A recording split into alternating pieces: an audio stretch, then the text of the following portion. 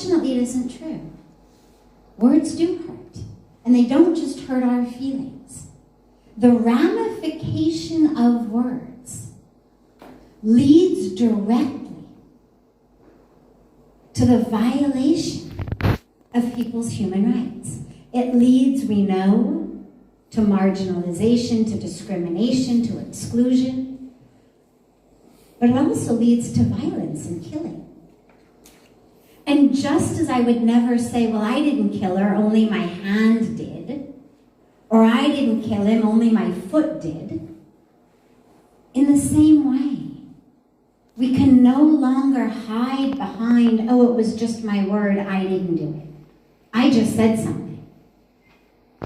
In the same way that that which happens due to the ramifications of my hands or my legs, that which is the ripple impact of my words is my responsibility. Words are arrows that come out of this bow of my mouth, and where they land and what they do when they land is my responsibility. And today, as we celebrate Human Rights Day, it's essential for us all to realize human rights are not just something I get. But along with human rights, we have human responsibilities. And it is our responsibility to ensure that the rights of our sisters and brothers, of every race, of every religion, of every culture, of every color, of every sexual orientation, are not violated. One of the issues, lastly, that comes up a lot when we're talking about hate speech and the repercussions of it along with rights is people say, well, but wait, what about the right of free speech? Don't I have the right to say whatever I want? Isn't that the right that we've been given, at least in America, by our First Amendment? The first right to free speech. Well, our right to do anything ends where someone else's right to live begins. So I have a right, for example, it's my arm. I have a right to do this with my arm if I want. Not a problem. Nobody can say you can't do that. I have a right to do this until and unless I am standing in front of you, and when I do this, it bops you on the nose. At that point, your right not to have a broken nose trumps my right to do this with my arm. In the same way, my right to freedom of speech ends where your right not to be discriminated against, not to be marginalized, not to be excluded, not to be violated, not to be harmed, not to be killed, begins. And we must realize that, live that, and spread that.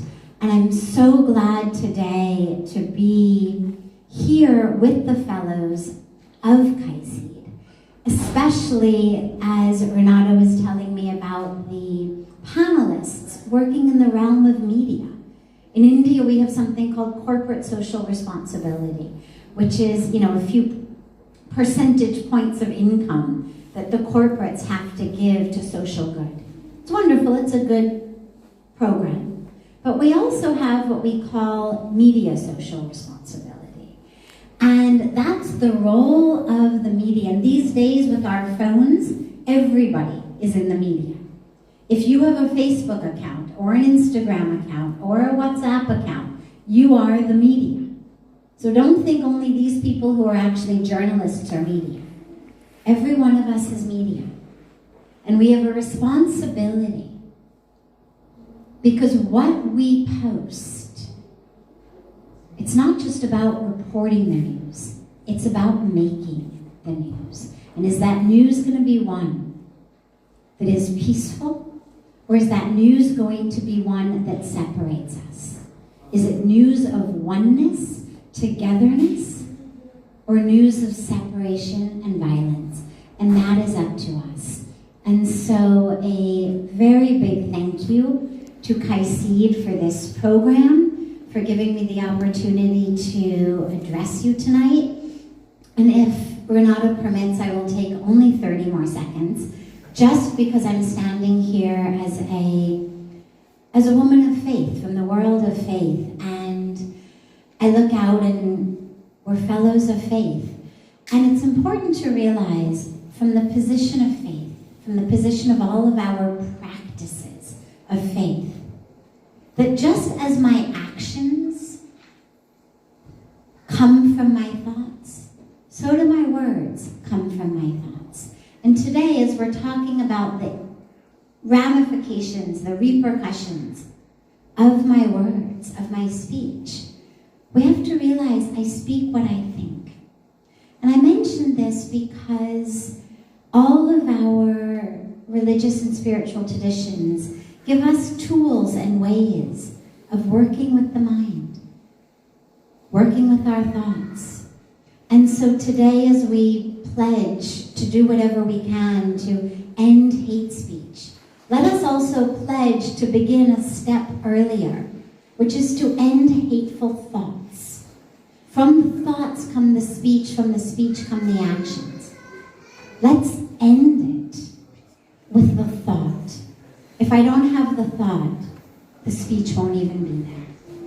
So thank you so much, and have a beautiful dialogue. I look forward to listening and being part of it, and to being with you over the next couple of days. And again, thanks so much to Renata, and of course Mohammed Abu Nimr and the entire KAICIID team. Thank you very much, Sadhvi, for a very inspiring word, for certainly framing this discussion. Now I would